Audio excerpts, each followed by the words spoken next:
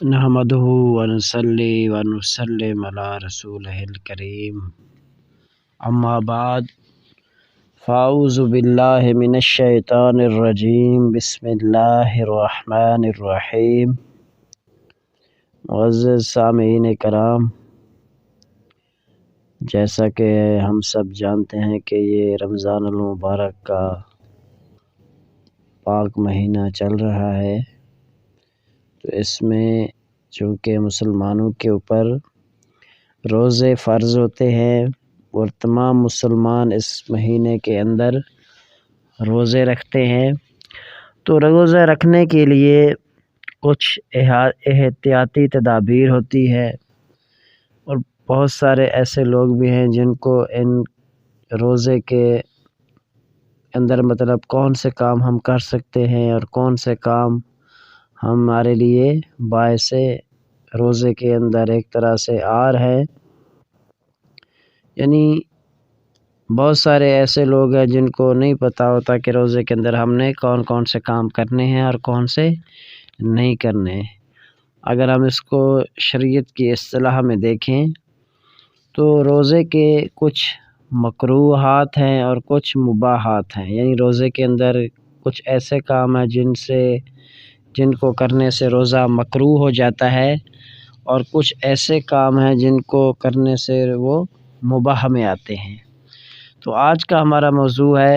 روزے کے مکروہات اور مباحات۔ تو روزے میں چند باتیں ایسی ہیں جن کو اگر ہم سرزد کریں تو روزہ ہمارا کیا ہے، مکروہ ہو جاتا ہے، جیسے گوند چبانا یا کوئی اور چیز منہ میں ڈال کر اس کو چبانا، یہ بھی روزے کے مکروہات میں آتا ہے۔ اسی طرح کوئلہ چبا کر یا منجن سے دانت صاف کرنا یا منجن سے دانت مانجنا، یہ بھی مکروہات میں آتا ہے۔ اسی طرح کوئی چیز چکھنا، یہ بھی مکروہات میں ہے۔ ہاں، البتہ اس عورت کو اللہ نے اجازت دی ہے جس کا شوہر سخت اور بد مزاج ہو، تو اگر اس نے کوئی سالن تیار کرنا ہے تو اسے سالن کی چکھنے کے لیے زبان کی نوک سے سالن کا جو ذائقہ ہے اس کو چکھ لینا، یہ بھی جائز قرار دی ہے اسلام نے۔ اسی طرح روزے کے مکروہات میں یہ بھی شامل ہے کہ استنجے کی حالت میں زیادہ پاؤں پھیلا کر بیٹھنا اور کلی یا ناک میں پانی ڈالنا، یہ بھی ایک طرح سے اگر آپ کلی کی صورت میں ناک میں زیادہ پانی ڈالتے ہیں، یعنی پانی ڈالنے میں مبالغہ کرتے ہیں، تو یہ بھی روزے کے مکروہات میں آتا ہے۔ اسی طرح منہ میں بہت سارا تھوک جمع کر کے اس کو نگلنا، یہ بھی مکروہات میں آتا ہے۔ اسی طرح کسی کی غیبت کرنا، جھوٹ بولنا، گالم گلوچ کرنا، یہ بھی روزے کے مکروہات میں ہے۔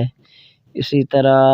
بے قراری اور گھبراہٹ ظاہر کرنا، یعنی روزے کی حالت میں ایسے دوسروں کو فیل کرانا کہ آپ بے قرار ہیں، بے چین ہیں،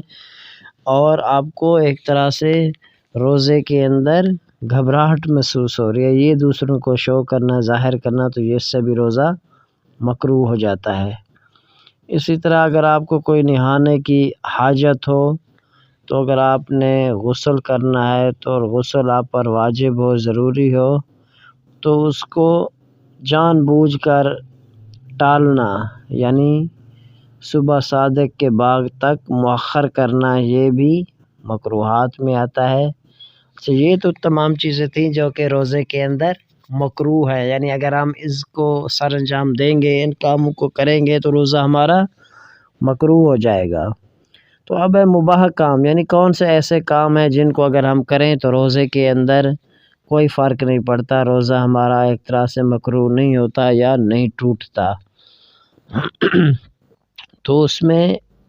چند باتیں ایسی ہیں جن سے روزہ نہیں ٹوٹتا یا روزے کو اس سے کوئی فرق نہیں پڑتا، یعنی یہ روزے کے مباح میں آتی ہیں، یعنی یہ مباح کام ہے۔ یعنی جن کو آپ کریں یا نہ کریں گے یا نہیں کریں گے تو اس سے روزے کو کوئی فرق نہیں روزے کی حالت میں کوئی فرق نہیں پڑتا۔ تو ان کاموں میں سب سے پہلے ہے سرما لگانا، بدن پر تیل ملنا یا سر میں تیل ڈالنا، اس سے بھی روزہ کے اندر کوئی فرق نہیں پڑتا۔ اسی طرح ٹھنڈک کے لیے غسل کرنا، مسواک کرنا، اگرچہ تازہ جڑ یا تازہ تر کی شاخ ہو، یعنی تری شاخ ہو، یعنی ایسی کسی درخت کی شاخ ہو جو کہ تر ہو، یعنی خشک نہ ہو وہ۔ اسی طرح خوشبو لگانا یا خوشبو کو سونگھنا یہ بھی مباح ہے۔ اس کے علاوہ اپنا تھوک نگل لینا یہ بھی مباح ہے۔ اسی طرح اگر کوئی بھول کر کوئی چیز آپ کھا لیتے ہیں یا پی لیتے ہیں تو یہ بھی مباح ہے، اس سے بھی روزہ نہیں ٹوٹتا۔ اسی طرح اگر کوئی بلا وجہ یعنی خود بخود آپ کو قے آ جائے، یعنی الٹی آ جائے، تو اس سے بھی روزہ نہیں ٹوٹتا۔ یعنی اس میں یہ ہے کہ اگر خود بخود آ جائے الٹی، یعنی اتنی زیادہ نہ آئے کہ یعنی منہ بھر کر، جو آپ کا منہ ہے وہ بھرا ہوا ہو اس قے سے، تو اس صورت میں یہ آپ یعنی مباح کاموں میں آتا ہے۔ یعنی اگر بھرا ہوا نہیں ہوگا تو یہ مباح ہوگا۔ اسی طرح بلا ارادہ اگر کوئی ایسی صورت پیدا ہو جاتی ہے کہ یا ایسی جگہ پر آپ جاتے ہیں جہاں سے بغیر کسی عذر کے، یعنی آپ کے منہ کے اندر مکھی یا دھواں حلق سے اتر جاتا ہے، نیچے چلا جاتا ہے، تو اس صورت میں بھی آپ کا روزہ نہیں ٹوٹتا۔ تو یہ وہ تمام کام ہیں جن سے روزہ نہیں ٹوٹتا۔ اس سے پہلے جو بتائے گئے تھے وہ روزے کے مکروہات میں آتے ہیں، اور اس کے بعد ابھی جو یہ آپ کو بتائے گئے ہیں، جس میں سرما لگانا، بدن پر تیل ملنا، سر میں تیل ڈالنا، ٹھنڈک کے لیے غسل کرنا، مسواک کرنا، اسی طرح خوشبو لگانا یا سونگھنا، اپنا تھوک نگال لینا، اگر کوئی بھول کر کوئی کھا لیں یا پی لیں، اور اس کے ساتھ ساتھ مکھی یا دھواں کا آپ کے حلق سے نیچے اتر جائے، تو یہ تمام کام کیا ہیں؟ مباح ہے، اس سے آپ کا روزہ نہیں ٹوٹتا۔ تو اللہ تعالیٰ کی بارگاہ میں دعا ہے جو کچھ سنایا اس پر عمل کرنے کی توفیق عطا فرمائے، اور روزے کو ہمارے لیے باعث برکت، رحمت کا ذریعہ اور بخشش کا ذریعہ بنائے۔ تو انشاءاللہ عز و جل اب ہم ہماری اگلے جو گفتگو ہوگی